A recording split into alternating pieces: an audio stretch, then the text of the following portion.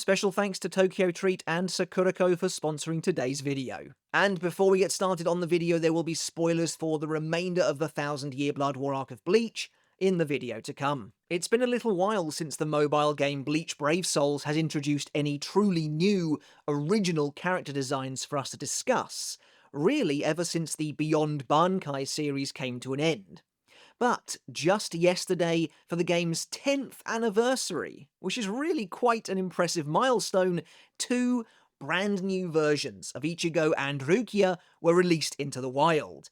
And they look pretty spectacular. These new Soul Ascension forms seemingly transform both Ichigo and Rukia into deities representing the very sun and moon themselves, and I hope signify the start of another new, frankly long overdue series of original designs coming to the game once again. But we're getting ahead of ourselves. Let's take a closer look at these new forms and see what we think, what references and details we can spot within, and what's the lore behind them, if any. So let's take a look. Before we get started on the video, guys, if you haven't done already, consider hitting subscribe down below. Support does mean the absolute world, and it makes an enormous difference. And go and check out my other channel, Mr. Tomo Talks Games. I just posted last night at about 3 AM when the embargo lifted, the biggest review I've done on the channel to date, looking at a game called Wu Chang Fallen Feathers. It was a lot of fun to make that review. It's the video I am probably one of the most proud of yet on the channel, so if you haven't yet checked it out, again, I really would appreciate the support. So first up, let's take a look at Ichigo's newest transformation, and it's a pretty impressive one.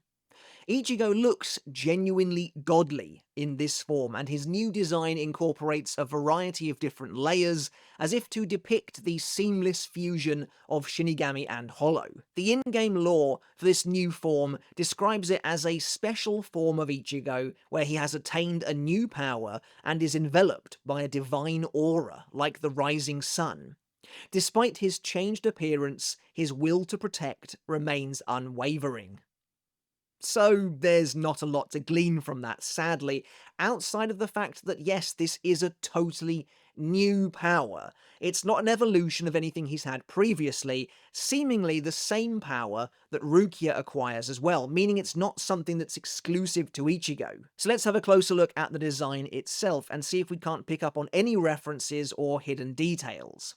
In his Soul Ascension form, Ichigo's hair has grown extremely long, reminiscent of his full hollow form, even of his final Getsuga Tensho, and is tinged with white at the tips. One of the many instances where an element of white or Zangetsu himself appears to be almost bleeding through. Running down the right side of Ichigo's face is a gold marking that's vaguely reminiscent of his hollow mask marking, specifically the single stripe he has during his Horn of Salvation transformation. And this isn't the last time that this particular design will seemingly reference the Horn of Salvation. This marking glows when Ichigo releases his ultimate attack in this form, and it also somewhat reminds me of the smaller, scrappier, almost lightning bolt-shaped Getsuga Tensho he was capable of firing in his completed Fullbring. Meanwhile, a white mantle that somewhat resembles a captain's Hayori floats around his shoulders, while a pair of bronze emblems sit perched on either side. Now, one of the emblems, notably the one on the same side as the gold mark on his face, so again, akin to Horn of Salvation, is simply in the shape of the horn from either his completed Hollow Mask or his Horn of Salvation form, and it rests over his shoulder, pointing forwards as if to align with his sword.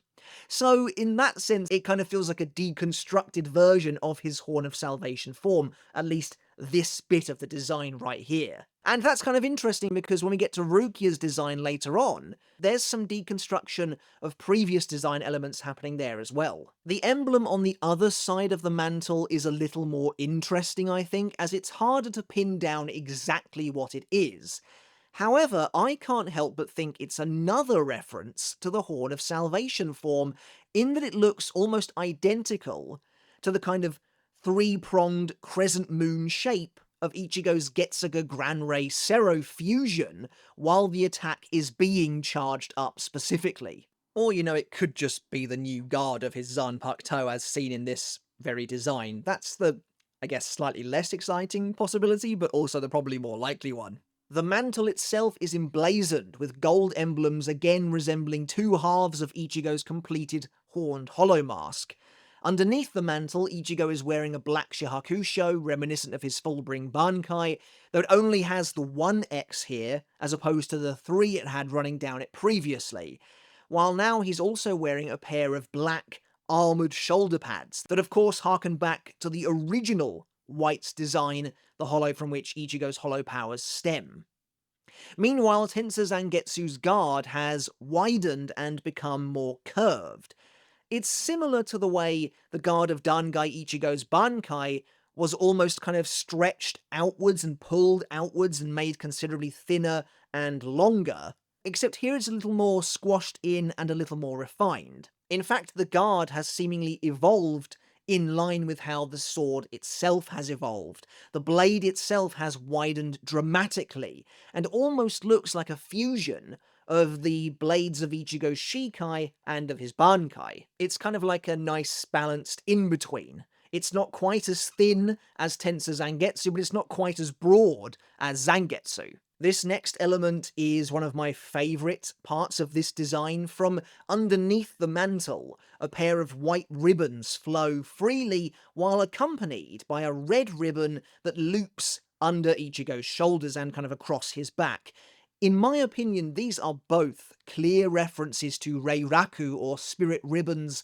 The white ribbons reflect Ichigo's human soul, while the red reflects his Shinigami soul. Obviously, Ichigo doesn't literally have two souls, but I think that is designed to showcase the human element of this character, contrasted with the Shinigami. You know, I was thinking initially that, unless I had completely missed it, there doesn't seem to be anything Quincy related in this design whatsoever, but then of course, I realised that I guess the design that's the most reminiscent of his full-bring bankai, the shihakusho, maybe even the sword itself, would that not technically be the Quincy part of the design? On the lower half of his body, the original frayed cloak of his full-bring bankai is now aflame, and a flaming orange cross encircles his waist too, designed to help him appear more like a divine being wrapped up within the sun itself.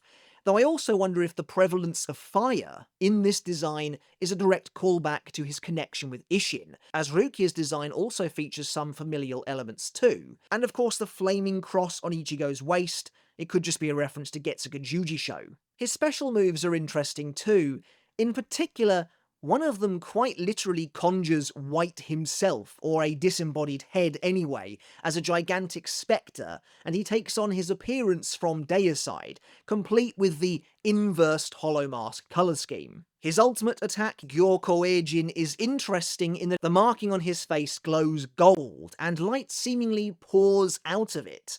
Those strands of light gather upon Ichigo's Zanpakuto, and he lifts his hand to the sky, his entire being engulfed within an incandescent light. Now above the clouds, Ichigo sends a godly golden Getsuga, although I guess it's not a Getsuga, maybe it's this Gyokoejin ability, this attack, a similar colour though to his Getsuga Jujisho, back down to earth. On the whole, I think this is a really awesome form. It's a little messy, it's verging on over-designed, but actually I think it's my favourite of all of the original Ichigo forms found in Bleach Brave Souls. There are, off the top of my head, 4 of them in total. There might be more than that, but of course there's the Quincy one, there's the one where he has black hair that's supposed to be like a fusion of all of his powers, and then there's the one where he wields a bow. Maybe there are more than that, but off the top of my head, this is my favourite one. It really hammers home the idea that he's become a divine being. So, is Soul Ascension meant to be taken quite literally, perhaps? Anyway, before we move on to Rukia's new transformation, first a word from today's sponsor. Hello everyone, it's that time of the month once again. This month take part in some Japanese summer festival fun and travel to one of the country's most famous islands with Tokyo Treat and Sakurako's latest snack subscription boxes. So, let's take a look at what's in store. Tokyo Treat is an exclusive monthly snack box that delivers the latest treats from Japan straight to your door. This month the box is absolutely filled with snacks inspired by Japan's most popular festival foods to help celebrate the summer Matsuri Snack Fest theme in style. For example, a DIY candy apple, mini sugar donuts, strawberry cotton candy, and even some chocolate orange Kit Kats. Speaking of which, the Kit Kats have now changed hands. I hate the way that he obliterates the packaging every single time. Yeah, they have melted slightly because it's been like unusually hot in England. It's like 30 degrees. It took me slightly too long to put them in the fridge. Thankfully, they still taste lovely. Tastes like chocolate orange. Tastes like Kit Kat. What more could you want? So this was my vote because we've never had anything, as far as I remember, like this before. No, I think this is brand new. So this is strawberry cotton candy, or as we call it in the UK, candy floss. Oh my god, it is literally. Oh wow, okay. It's a bag of candy. It's a bag of candy floss, yeah. Oh my god, I'm so excited. Candy floss is so weird. Look at that. It's just like. I remember the last time I've had it. That's cool. That's cool, and it does fit with the summer festival theme. Meanwhile, Sakuriko's theme this month is Journey to Okinawa, inviting you to take a trip to discover the island's cultural spirit and unique snacks associated with it, such as mango jelly, Okinawa almond caramel cookie, Okinawa baked chocolate, and more, including a sanpin tea that pairs perfectly with this month's snacks. Oh, and this month's tableware item is Bloom's hand-picked ceramic bowl. First up, we've got mango candy. Yeah, I like how they're perfectly cuboid. It's so glittery. Yeah, hold on, I haven't opened mine yet. Sucking in. Whoops. It's good. That's very nice, yeah. Oh my god. That's lovely. And again, look how satisfyingly cube it is. And vegetarian friendly. So for the final item today, we're going to try the Benny Emo Pie. Look at the little like lion face around it, or is it a dragon? Either way, it looks really cool. I'm going to try and eat it in here, because I have a... Flaky pastry. Yeah, I was just going to say, I had a feeling it's going to be flaky, right? Look how purple it is inside. Each box also comes with a cultural booklet that features snack descriptions, allergen information, and of course, some insights into the cultural theming of the month's boxes. So, for example, Tokyo Treat this time was the Summer Matsuri Snack Fest, and in here they have a little guide to some Matsuri tips, which is handy if you ever happen to find yourself in one of those festivals. Alright, but that's it for August's boxes. As always, I want to say a big thank you to Tokyo Treat and Sakuriko for supporting the channel each month. Bask in the glow of Japan's festival season and discover the sights and tastes of Okinawa from the comfort of your own home by following the link in the description or the pinned comment down below for an exclusive offer of $5 off of your first order. Thanks everyone, and enjoy. Okay, moving on though, we have my favourite of the two forms, Rukia's incredible appearance, which really does look absolutely stunning, and I guess it makes sense that I like this form because I love the design of her bankai. Now, while I don't think there are quite as many details and hidden references to be found here, it is an immaculate appearance all the same, and Rukia also looks divine. The in-game lore details her transformation as follows, reading, a special form of Rukia where she has attained a new power and appears with a sacred aura like a moon in the sky. Despite her changed appearance, her Kuchiki family pride remains unchanged. It's kind of interesting to me that here Rukia is the one being depicted as the moon, when generally speaking that is the imagery and iconography used in conjunction with Ichigo. But again, it's very similar to the description for Ichigo's new form. Rukia's soul has somehow ascended and produced this transformation. I have to admit, I think, to be honest, when I first saw these forms, I thought they were just going to be part of the Beyond Bankai series, a continuation as it were, because the idea on the surface, it seems quite similar to me. Since one's Zanpakuto is a pure reflection of their soul, what's the difference between essentially fusing with one's Zanpakuto to create a design that is a mixture of the Shinigami and their Zanpakuto, and your soul ascending, which by the looks of things just creates a design where the Shinigami is fused with their Zanpakuto. So I guess here it is quite literally meant to be a godly thing. The idea is supposed to be that this is what Ichigo and Rukia would look like as gods. Since their Zanpakuto is still the main motif in their design, it just feels, I guess, reminiscent of Beyond Bankai, but the key difference here, I guess, is that this being specifically their soul ascending, I guess means you could technically create a design for anyone, not just for the Shinigami characters, which is kind of exciting. So maybe we'll see, say, a Soul Ascension or a Hime in the future or something like that. Anyway, moving on to Rukia's actual design and starting with her hair, I was a little surprised out the gate to see it was black and not white, but see, that's interesting because I think if it was a Beyond Bankai form, her hair would be white. But this is still supposed to just be Rukia at the end of the day. However, adorning her hair is an ornate, aristocratic kensei can, or at least ice that's taken the shape of a kensei can, but it's very similar to the one Byakuya wears, specifically the one he wears in the Fullbring arc, and so again there's that familial connection. Of course, Rukia's incredible gown is reminiscent of Sode no Shirayuki's own outfit, but with a twist.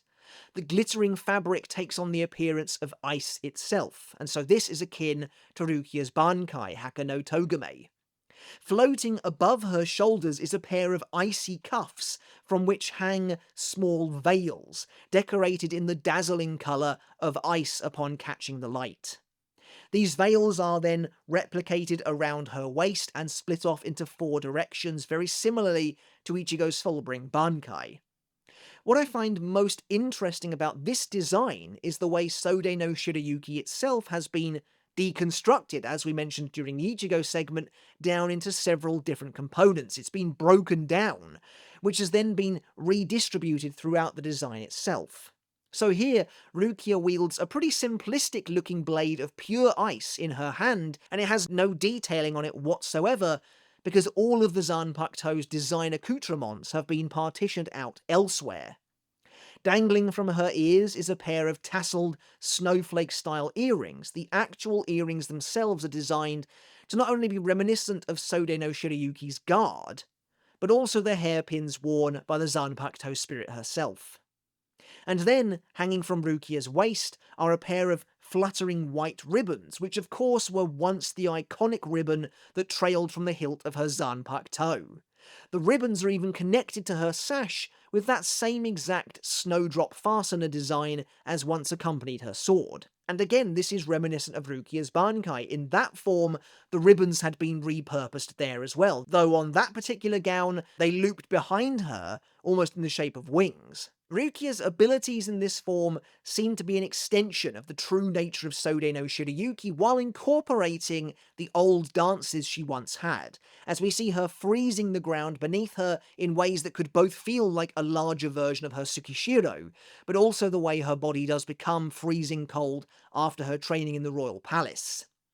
One of her attacks even seems to combine both Tsukishiro and Hakuren, while her ultimate ability Gekka Sojin illuminates the sky with a shimmering aura, while she coats essentially what looks like the entire earth in ice.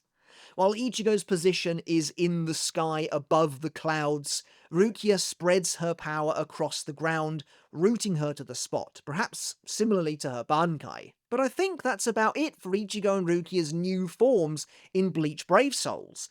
Honestly, I've missed discussing original designs from this game, so it's so good to see them back again. And they're both really incredible, and like I said, I think Ichigo's may be the best original design he's ever had. Rukia's is my favourite of the two from a pure design perspective, but they're both wonderful, and like I said, I hope signify the start of another set of new original transformations for the game. And if Soul Ascension means it can apply to anyone, then it would be great to see some characters who aren't either the captains or the Espada get some love this time around. I can't help but feel like the Karakura gang in particular may be ripe for these particular forms, but I guess only time will tell. Alright everyone, that's it from me today. I hope you enjoyed today's video. I hope you took something of value away from it as well. Let me know down in the comments below, what do you think of these new 10th anniversary godly designs? Do you like them? What do you think about the lore surrounding them, if there even really is any at all? How do you think they attain such a form? And what does it really mean to have your soul ascended like this? It seems to be quite a literal definition, but I'd love to hear your thoughts all the same. And of course, let me know as well if you tried to summon for these units yesterday and how lucky you managed to get. I'd love to hear your thoughts in the comments. Thanks again for watching, everyone. Remember to check out my other channel, Mr. Tomo Talks Games, and the brand new review that I put out early this morning. Again, I am really quite proud of it, so your support would be greatly appreciated. Consider hitting subscribe here as well if you enjoy the videos and you haven't yet done so. Maybe you're new here, or maybe you just haven't gotten round to hitting that button yet. Either way, consider doing so. It does go a very long way. And of course, I have to end the video by saying a massive thank you and giving a huge shout out to my wonderful supporters over on Patreon. Each and every one of you helps to keep this channel trucking during the first half or so of the year. Your support does make the absolute world of difference, and I really couldn't do this without all of you. So thank you all again so very much. If you want to support me over on Patreon, you can do just that to get your name in the credits like this, and of course to get every single one of my videos completely free of YouTube ads. Okay, everyone, once again, thank you so very much for watching. Until next time, I'll catch you later, and I'll see you then.